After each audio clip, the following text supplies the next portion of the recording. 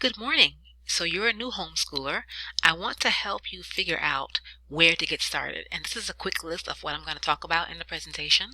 I will also provide you with a link to this presentation so you can go back and watch it and reorient yourself and really think about some of the topics I bring up here. I'm going to be very brief. And if you have any questions, I would love for you to contact me later. Okay? So where do we get started? First of all, you want to figure out how to register your homeschool if that's needed. Your state has homeschool legislation that outlines what is and is not allowed and how homeschool should be run in your state. So all the things that you must do will be found in that homeschooling information. There is a link here to the Homeschool Legal Defense Association where they give you homeschool laws by state. You can click that link, find your state, and read your state's homeschool legislation. It will tell you if there are funding opportunities, if there are resources for you, if you're able to use the public schools sporting activities or other extracurricular activities, and what types of administrative duties you have. Very, very important. So get your homeschooling legislation before you get started. First thing. Next thing to do is find yourself a good local homeschooler support group. In that group, you're going to find experienced people who have been doing this for varying periods of time. Okay, and that's going to help you to work out some of the paperwork responsibilities that you now have and need to understand. It will give you people to bond with. They will talk to you about different sporting and other activities that are available for small and large homeschool groups, and you might even get a chance to join a very nifty online supporting community like the ones I'm talking to right now that can help you to think through what homeschooling is going to be like for you. It's a whole new experience. Next thing, you got to figure out how much homeschooling you can really handle, okay? Keep it real.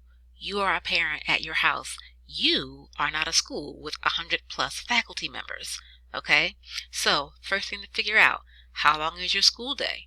When are you going to do breakfast? When are you going to do lunch? When are you going to do snack time? Because those are your responsibility and you have to plan them, okay? When does school start? How many classes are there? And how long are those classes? What topics are we going to do every day and what topics are we going to do every other day? And what factors should you use to decide that? Which breaks during the day do we have to have? How are we going to handle grading and assessment? And where are we going to put recesses and different types of activities that are not English, math, science, and social studies? So your schedule comes right after finding out what the law requires and finding out who's going to support you. Okay? Next, curriculum. How much can you handle? Okay? You want to determine right after you know which courses you're going to teach, how you're going to teach them. That's all curriculum is.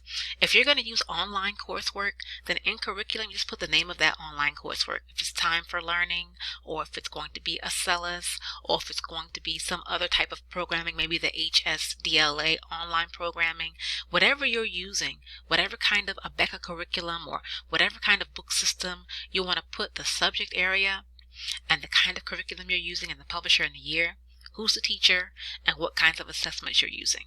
This document is going to be very useful to you when it's time to account to some outside agency for what you did during homeschooling. At some point, you're going to have to account to an outside agency. And it's very important to note subjects that you do not feel competent teaching. Even professional teachers have specializations. They don't teach everything. No one teaches every single thing. So figure out which things you know you cannot teach and find out how much live teacher help you can afford to handle that for you, okay? There are lots of inexpensive options. You could go through OutSchool where there are some classes that are $3 each. You could hire a private tutor and arrange with that private tutor a certain price per hour or per week or per month. And you can go through a tutoring agency. There are lots and lots of online tutoring agencies like Varsity Tutors or VIP Kid that will allow you to hire a tutor to work with your child in certain subject areas. Don't be shy. Sometimes it can be very affordable. Okay? Next, for extracurriculars, how much can you handle? In some states, homeschoolers are allowed to use public school activities and sports. And so their children school at home, but then they play football for the district. Okay? This is great. But bear in mind that you are the transportation and it's got to be a part of your daily schedule. So if your child has after school practices for band or for art or for football or basketball or whatever kinds of activities you select, you have to add that onto your schedule. You are still schooling when you're doing extracurriculars, because guess what? You, your body, your mind, you are there. So it's a part of your day. Go ahead and schedule it. If you decide that you cannot handle adding on more than one extracurricular, please be honest with yourself about that. Don't take on too much and then get to the end of your first or your second or your third homeschooling year and you're totally saturated and you just can't go on. Parents burn out too. Teachers burn out in schools for a reason, and think of all the other teachers and all the other supports that are there. You are still a parent primarily, so you don't want to take on more extracurriculars than you can handle, okay? Particularly true when you're in regional events that require you to travel on the weekends. Be very careful what you commit to. Next, you got to get organized right now, okay? There are some general tools here discussed in this list. I'm going to run right through them and you can go back and look at them later, okay? You got to have your attendance calendar for the year that marks out all your holidays and breaks.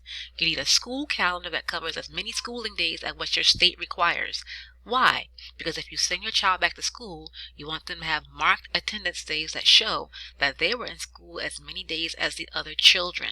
You want a school day that closely mirrors what the regular school day is like in terms of hours, even if you're project-based or if you're running a technical program, because in the event that your child goes back to school, you want them to understand the rhythm of a school day. You need an annual timetable that includes all the courses your child's going to take this year and what you expect they'll take for the next 2 years. Why do you need to know that? Because you want to plan to make sure that this year doesn't offset your child for the next 2 years. That's your responsibility because you're the homeschooling parent. You need a curriculum planning document that includes each subject area, curriculum you're using, and the assessments. You already looked at that. And a digital way to maintain your grades. There are some free ways to do this, like Teacher Ease, which I love. Then you've got Excel and Google Sheets, which are also free but require some organization, and you've got online programs that will allow you to print out the amount of activity that your child has put in, like in Khan Academy or in Study Island or in USA Test Prep. Any kind of program where they're going to keep track of the amount of time that your child invests is a great program. And you also need your homeschool teacher binder with these sections in it and these things, okay? You need a scheduling section, a curriculum section, and a grade section. And it's very clear here where each type of document falls in each section. Okay? So look at that again later. For your child, for your beautiful homeschooling child, they're going to need a space designated just for schooling. Because if not, the entire house becomes a school and there are books everywhere. And while they're doing math, they're watching YouTube. And while they're doing English, they're having a peanut butter and jelly sandwich. If you want to avoid those types of management disasters, you set up a space that is just for homeschooling. Make sure they have one binder or notebook per subject for organization, and always require a standard heading format. That includes the child's name, the subject area, the date, and the assignment they're doing. You can pick whatever standard heading format you want, but this is important for documentation, so that if you ever have to present this information to an outside agency, every date is accounted for, every topic is accounted for in a standard way, in a way that is easily manageable for you to discuss with the person who is looking in. Okay? You also want to make sure your child has necessary ebooks or print text for daily schooling, and a reader's library with all kinds of neat things in it to just read through during reading times. And of course, you need your regular school supplies. Okay? Finally, pre-plan your exit strategy. Homeschool ends.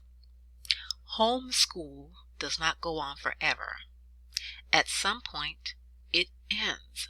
It might end when your child goes to middle school.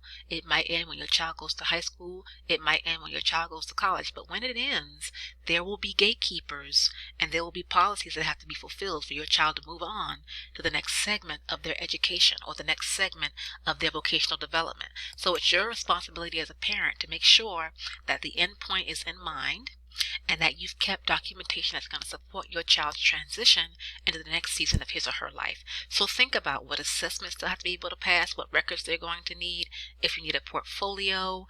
All these things are important especially when you're talking about the SAT or the ACT or the ASVAB or the TABE test or the ACT Work Keys test. These are gatekeeping exams into the working world. And if you're going to be the homeschooler, it's your responsibility as the parent to ensure that when your child finishes homeschooling, he or she can meet the proficiency requirements on those exams to move forward in their career and life. And that's it. 10-minute summary of what you need to think about as a new homeschooler. If you have additional questions, feel free to contact me at Timothy Educational Solutions. I homeschooled my own son, off and on from grade 5 to 10. That was our exit time, and I have a lot of experience with what works and what does not work. Okay? Thanks for your time. Thanks for watching. Hope I can help you more in the future. Bye-bye.